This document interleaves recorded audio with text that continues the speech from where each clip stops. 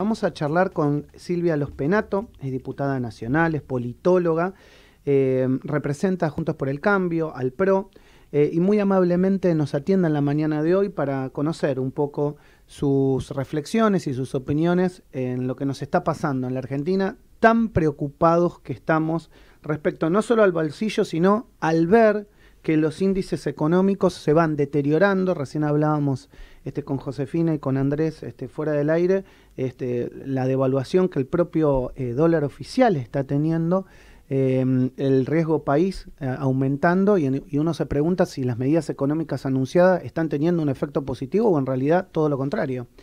Hola Silvia, buen día. Maximiliano Lecky y equipo te saludan. ¿Cómo te va?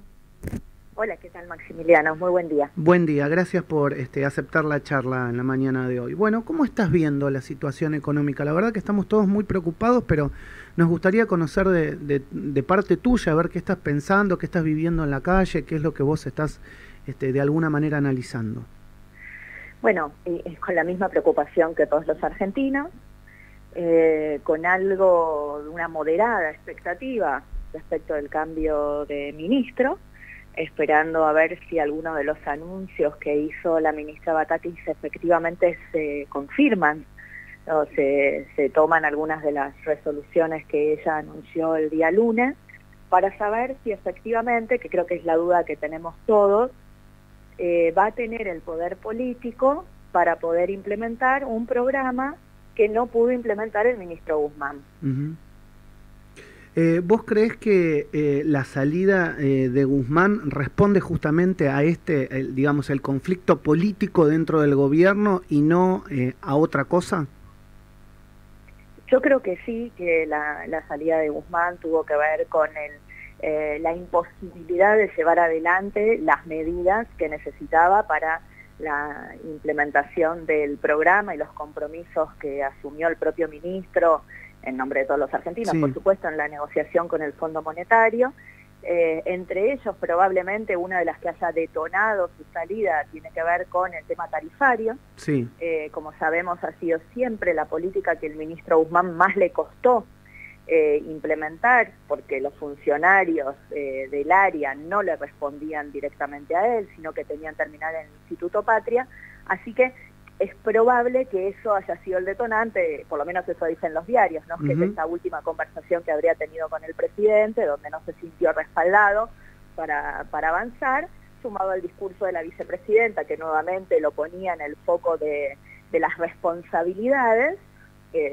Habrá tomado esta decisión que terminó repercutiendo, sí, en lo que nosotros vimos, ¿no? Un salto del dólar muy importante, el salto de la inflación que trae aparejado cualquier salto del dólar, la caída de los bonos argentinos, bueno, toda esta situación que estamos viviendo. Y en este contexto, ¿qué tiene que hacer la oposición? Bueno, nosotros tenemos que cumplir nuestro rol, digamos, el rol de la oposición es el de controlar, el de hacer propuestas legislativas, el de analizar los proyectos que envíe el Poder Ejecutivo al Congreso. Ese es nuestro rol, digamos, el rol de gobernar es del gobierno. Uh-huh. ¿Vos creés que también al gobierno le falta diálogo para acercarse a la oposición en medidas constructivas a mediano y a largo plazo, pensando y entendiendo que muy posiblemente el gobierno no sea gobierno en el 2023 y haya otro, seguramente sea Juntos por el Cambio? ¿Creés que también le falta acercar esa posición hacia ustedes o eso en el Congreso sí sucede? No, lamentablemente no sucede en el Congreso, que es el único lugar donde debe suceder, ¿no? Okay.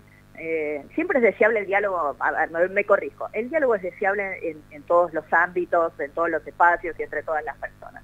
Ahora, el diálogo institucional entre un gobierno y la oposición tiene que suceder en el Congreso.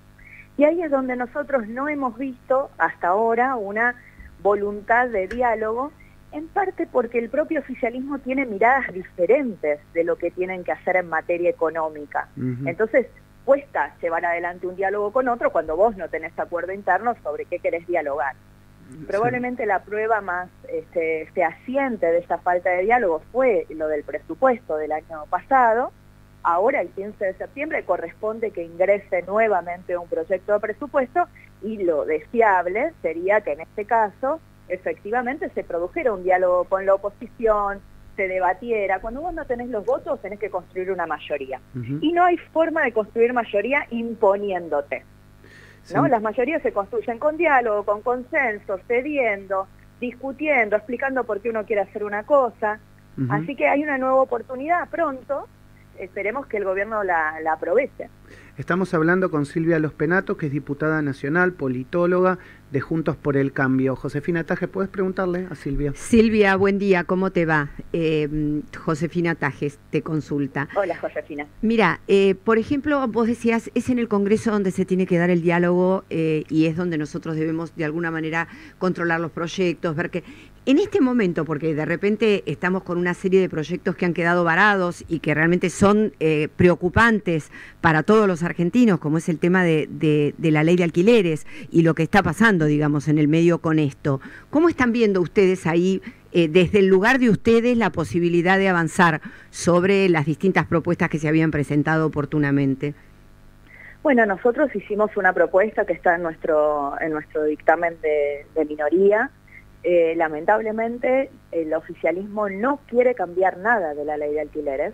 Los puntos más cuestionados, tanto por inquilinos como por propietarios de la ley de alquileres, tiene que ver con el plazo de 3 años, que en una situación donde la inflación ahora ya está en 3 dígitos anual, cuando uno tiene un contrato tan largo, lo que pasa es que el contrato inicial es muy alto, ¿no? Porque para cubrirse de todo el posible efecto inflacionario y que uno no sabe dónde termina, o bien se retira del mercado, el que no tiene la necesidad de alquilarlo lo retira del mercado, y eso es lo que se vio, una baja enorme de la oferta, y el que deja el departamento en el mercado lo que hace es lo cobra mucho más caro, ¿no? Entonces esto es un punto a corregir de la ley, el oficialismo no quiere.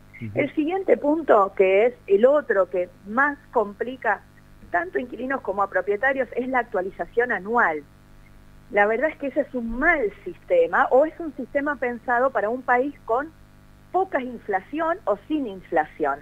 En un país con 80%, 90% de inflación, cuando a vos te viene el ajuste anual, se te duplica el costo del alquiler. Es terrible, es terrible. A una familia se le hace imposible de pagar.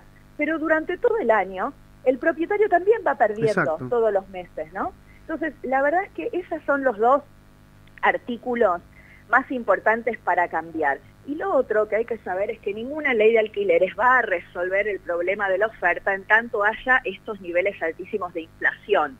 Claro. Porque el alquiler de una propiedad, como cualquier bien del que disponga una persona, el precio lo fijan las expectativas. Las expectativas sobre el costo de reposición en el caso de un bien que uno consume, o del aumento de la inflación en el caso de un contrato de largo plazo, como es un alquiler. Hoy en día, si vos le preguntás a cualquier argentino cuál crees que va a ser la inflación del próximo mes, no sabe, pero intuye que va a ser más alta, porque no se está viendo un programa de estabilización, de baja de la inflación que haya funcionado.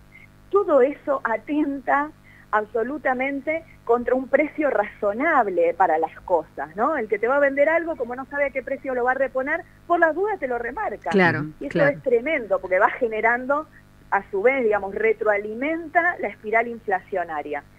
Así que yo te diría que más allá de que hoy ninguna de las fuerzas mayoritarias tiene un número para modificar la ley, tampoco es que la modificación de la ley fuera a resolver el problema de los alquileres. El problema está en la altísima inflación. Claro, solucionaría, a ver, es lo mismo que se está planteando cuando decimos, bueno, hay desabastecimiento en los supermercados. Bueno, el hecho de que hubiera un poquito más de flexibilidad en la brecha permitiría que no apareciera el desabastecimiento y que los índices, digamos, de aumento no fueran tan altos. Acá ocurriría lo mismo. Si bien, o sea, planteás, bueno, un alquiler, un contrato de locación nuevo donde el plazo sea otro y donde el índice de actualización sea otro, bueno, por lo menos no estaríamos con el desastre que tenemos de que todo el mundo está sin saber qué puede hacer con su vivienda, porque esta es una realidad. Hay mucha gente que necesita, o sea, alquilar y no tienen fecha ustedes tampoco para el tratamiento, ¿no es cierto? No tenemos mayorías, que es lo importante. Sí, además. Porque más allá de las...